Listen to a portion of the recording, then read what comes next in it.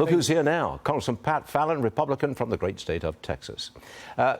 Congressman, your fellow lawmaker, Senator Ted Cruz, had this to say about Biden's border crisis. Listen to this. Roll it. We have seen an invasion at our southern border. We have seen 11 million people come into this country illegally under Joe Biden, the worst illegal immigration in our nation's history. People are being murdered. Children are being raped by violent illegal aliens that Joe Biden and the Democrats are releasing, and they're doing it every single day. All right, Congressman Pat Fallon, do you think Biden's executive order will do anything to curb illegal migration, cut down the numbers at all? Well, Stuart, you have to really consider, why did it take, if I were President Trump, I would ask Joe Biden in the debate, why did it take you 42 months to take any action?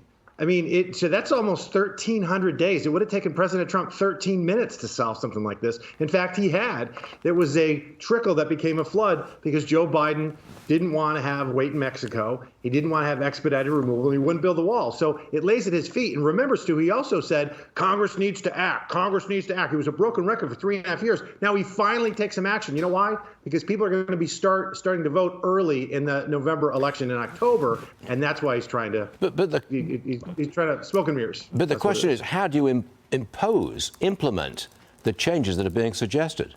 2,500 a day. What do? Have a bell ring when you reach that number and everybody goes back? I mean, to me, I'm sorry, but it doesn't make sense. I don't see how it's going to work.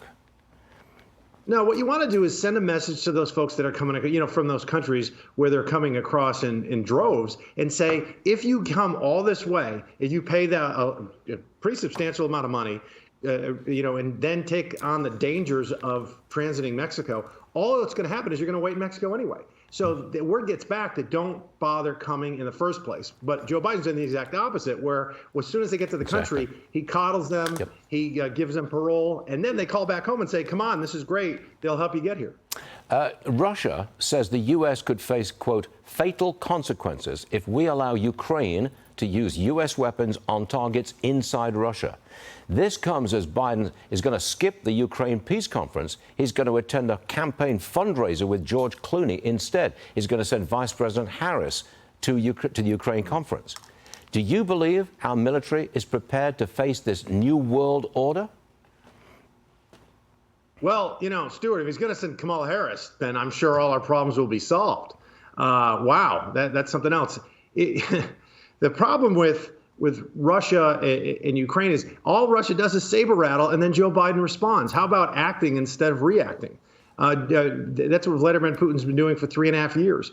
The fact of the matter is, if we had sent the deterrence before the war had started, it might never have. We don't know that for sure. But Putin sensed weakness after Afghanistan, and that's why he went into Ukraine. It's interesting to know that Vladimir Putin didn't have any new adventures military adventures when President Trump was in office for those entire 4 years. You're on the House Armed Services Committee, I believe. Is our military up to speed, up to the strength is needed for the New World Order? Well, I just wrote an op-ed, and it was published in The Hill, Stuart, and we talk about we have to be innovative, and we have to be very flexible and pliant in this new, as you said, new world order and the way warfare is waged because of technology. Some of our weapon systems were working very effectively in Ukraine for about 2 weeks. We had our Gilmars and the Excalibur, and then Russia just used electronic warfare to jam them, and then suddenly the targets are, we're not hitting our targets, and they're hitting meaningless spots. So we have to adapt when they adapt. And China's watching. And if China deems us not a worthy adversary, they're going to invade Taiwan. So it's a very serious matter. Congressman Pat Fallon, thanks for joining us today. I know we'll see you again real soon. Thank you, sir. Thank you. Thanks, Stuart. God bless.